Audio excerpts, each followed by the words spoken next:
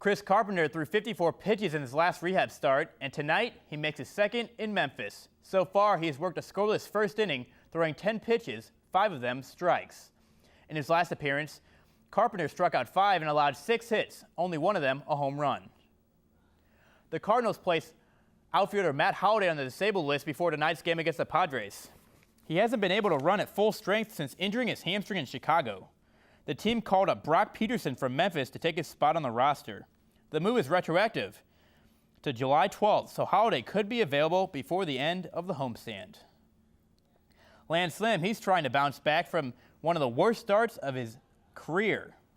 In his last start, Lance Lynn gave up 11 hits, a career high, but that's really just one piece that has been a rough stretch for the right-hander. Lynn has a 3-3 record in his last 7 starts with an earned run average of 6.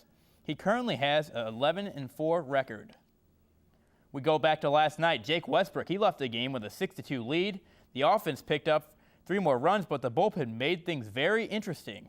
Newly recalled Fernando Salas and Carlos Martinez allowed 4 runs before Mike Matheny had to go to the bullpen and call on Edward Mujica to get the final 2 outs. The closer did the job, and the Cardinals won it 9-6. Despite the difficulties and the looming trade deadline, Matheny said he wants his guys to focus only on what they can control. We've been very consistent with making sure that every guy out here understands his value to us, and not to get distracted by the things like the trade deadline.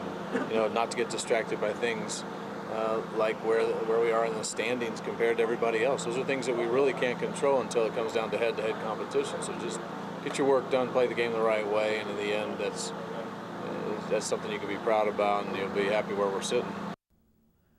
To the links of Scotland in the British Open. He's 40 years old, and if Lee Westwood plays his stroke right, he might be able to win his first major title of his career. Westwood and Tiger Woods were paired together today, and their duel began early. On the 2nd, it's Tiger Woods. He's draining that birdie putt. Now he's got to share the lead, but on the 5th, Lee Westwood. He's off the green, and watch as he plays the slopes perfectly, getting the whole ball. He drains it. He now has the outright lead. But the round of the day came from Hunter Mahan. This is for birdie on the 17th, and he's 1 under par going into the final day. Tiger Woods, he found himself on a beach in the hole on the par 5 17th. He puts his second shot in the fairway out of trouble. He wound up with a bogey, shot 1 over for the day. And Lee Westwood, he has this for a birdie, drops it in, a 2-shot swing as Westwood takes a 2-shot lead into the final round tomorrow. He first made a name for himself on the football field at Kirkwood High School. Now Eagles wide receiver Jeremy Macklin is giving back to other kids and letting them learn from a pro. Macklin hosted his annual football camp today, and it's a chance for kids to work on their skills, hang out with Macklin himself, and just enjoy the game of football. In conjunction with the camp, Macklin is also doing his JMax back-to-school packs. 300 families will receive school supplies and backpacks for the upcoming school year. I think it gets better and better each year. I think the kids are, enjoying themselves, having fun. You see some of the same faces come back year in and year out. So it's pretty cool. And that's sports.